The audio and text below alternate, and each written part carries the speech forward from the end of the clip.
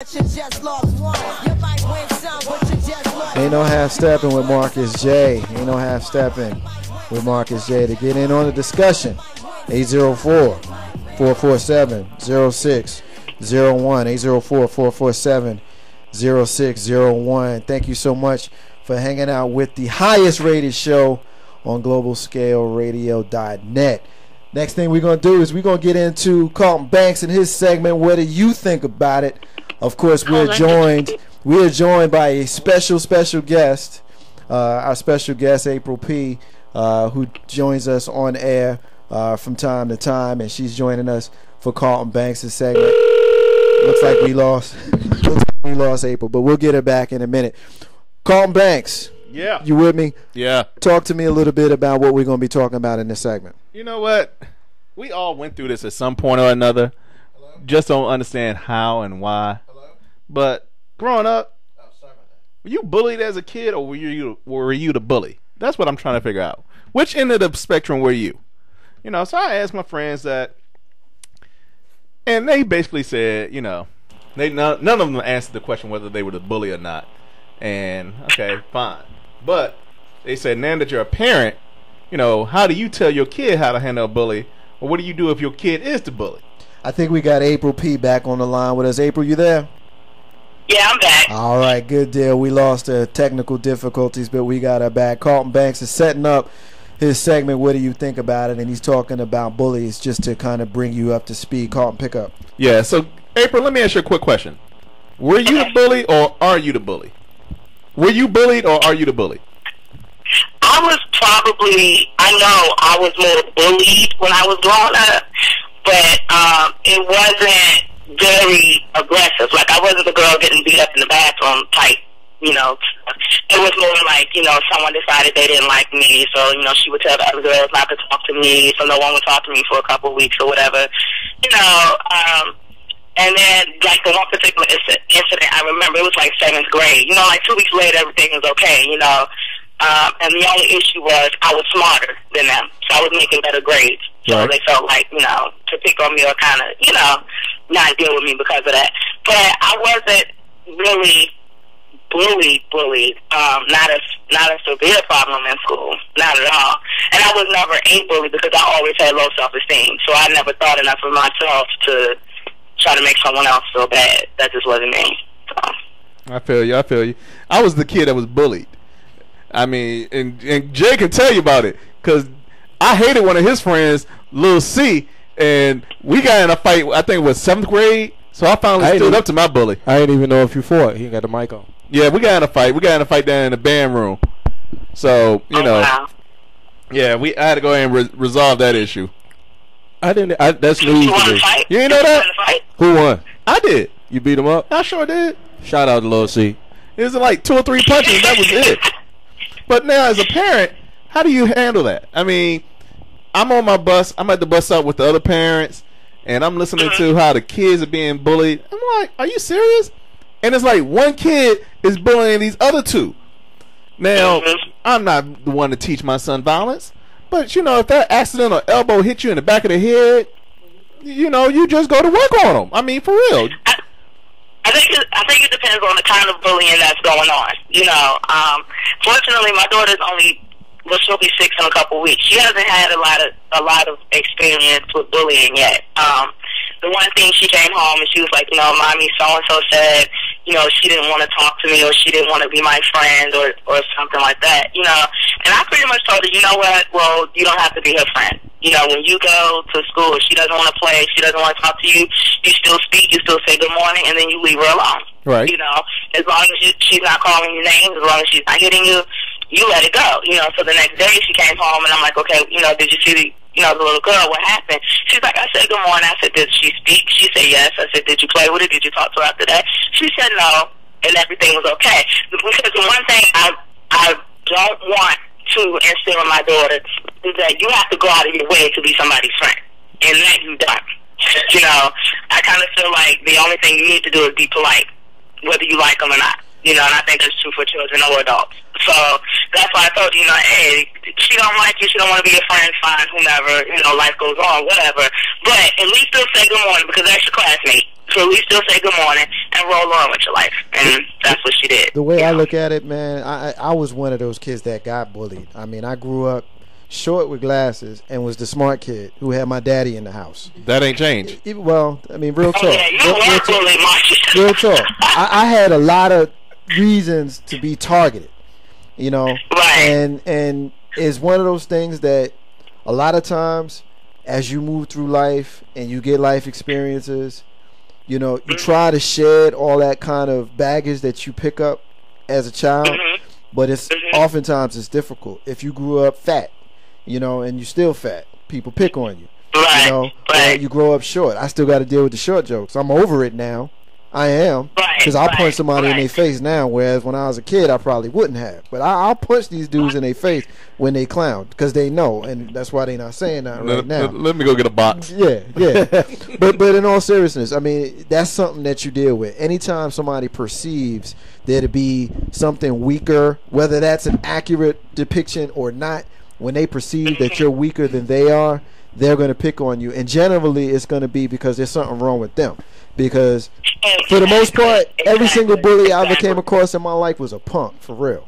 And what made me think about it, like, if anybody who watched Saturday Night Live this weekend and saw Eli Manning do his little skit, and I won't spend time talking about that, but it's an appropriate moment when he was talking about the big brothers who kept on bullying the little brothers, and the little brothers got their comeuppance when they got Eli Manning to go around and help them beat up the big brothers who had been bullying them. And that's basically how it works. You get a bully and somebody put them in a spot, you know, next thing you know, they ain't a bully no more. Perfect example, Iron Mike Tyson. Mike Tyson, when he came out 84, 85, he was a big bully. But what happened when he got punched in the face? Evander Holyfield punched him in the face. What did he do? He punked himself out by biting him in the ear. So, especially I want to ask you, April P., being that you're a teacher professional, have you seen in the school system, have you seen bullying, and how do they get the teaching professionals to recognize that, address that, and how do you handle that as a teacher? It's difficult as a teacher because you walk a fine line. I see it a lot, particularly in my area, because I'm in a low-income area, and so they find reasons to pick on each other. I see it a lot. It's difficult because you try to work in the best interest of both students. Believe it or not, you do want to work in the best interest of the bully, because you need to help them understand, okay, what's wrong with you? Because you're striking out at other people because it's usually something wrong with you, like Marcus was saying. And then you're trying to help the victim at the same time. You know, and a lot of times through the red tape, I guess I shouldn't say a lot of times, but in my experiences, through the red tape and, you know, different things, it's hard to handle. You know, I have a situation in my classroom where I've asked students, can you please remove them? This is not healthy for, you know, the victim. This is not working out. This is not going to end well, you know. And there wasn't, through the overcrowding and everything, there wasn't anywhere to put the people who were doing the bullying, you know. So me and the other kid, you know, we're just kind of forced to work with it, you know. The bullying to me has gotten really, really bad, really personal.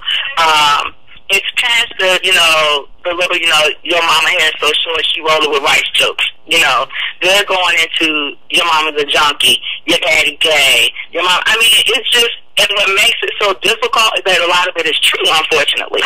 And so, of course, you know, the victims, they lash out, you know, at things like that. And sometimes it's just hard to have parents understand how serious it is, because no parent wants to admit their child is a bully. So I have gone to parents like, okay, your child is picking on so-and-so. They're saying this. I've gone to them with, you know, concrete incidents and examples. And the parent's like, my child didn't do that. That ain't happened. Well, if he did, somebody did something to him, you know. And it's just full denial. You're not getting help, you know, from either end sometimes, you know.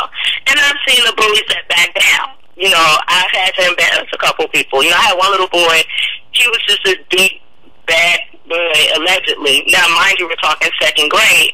And as soon as another kid he was picking on punched him in the eye, he started crying and he said, I'm going to get my sister. And we all started laughing at him. And we were like, whoa, wait a minute, you talk all this trash, how you going to beat people up, and the second you punch in your face, you're like, I'm going to get my sister. That was his first response, you know. And unfortunately, the sister really did come back and like beat somebody up or whatever. But then he wouldn't ride the bus without his sister. Like, he talks a lot of trash, but he doesn't make moves without his older sister, you know. So I don't know if I really answered your question, Brittany. It's really difficult to handle because sometimes I found that it's hard for administration to take it seriously because you get a lot, well, kids pick on that, you know, and it's hard because they're not in the classroom with them 6 and 7 hours. It's hard to get them to understand, no, this is beyond picking, you know. So it can be difficult. Well, thank you. That does answer that question for me. Because I always wonder, because my kids are not the bullies. But Big Rube's got a question for you he wants to touch on. Okay. He wants to touch you.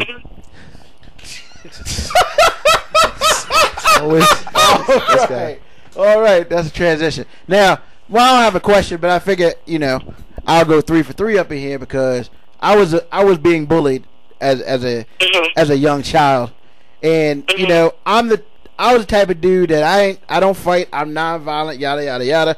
8th grade, I got bullied. 9th grade, I decided I wasn't going to take it anymore. I got bullied after gym class one day. Big Rube went straight to the principal. Some dudes got suspended. Some dudes never looked at me again. Big Rube never got bullied again.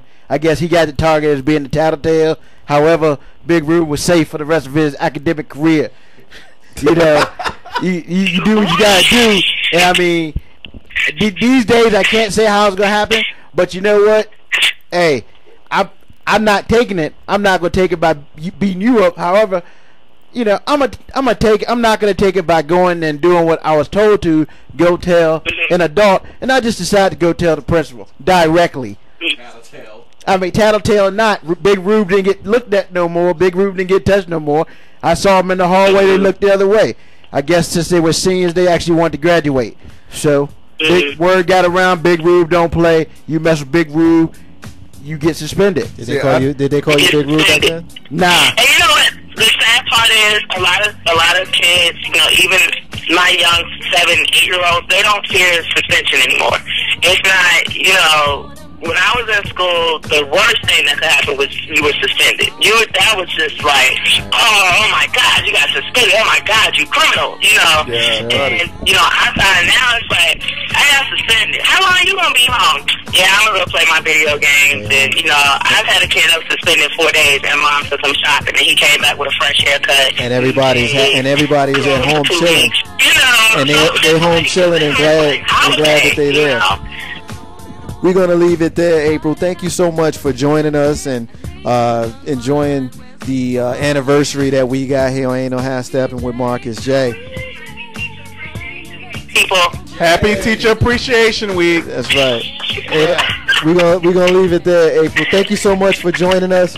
And, of course, you know the door is open for you to join us anytime you like. Thank you. Thank you for letting me sit down last week. You got it. No problem. Have a good one. We're going to leave it there. Ain't No Half Steppin' with Marcus. We're going to go into one more break, and when we come back, we got our final lady that's going to join us in a segment. Ain't No Half Steppin', Marcus J. Be back in a minute.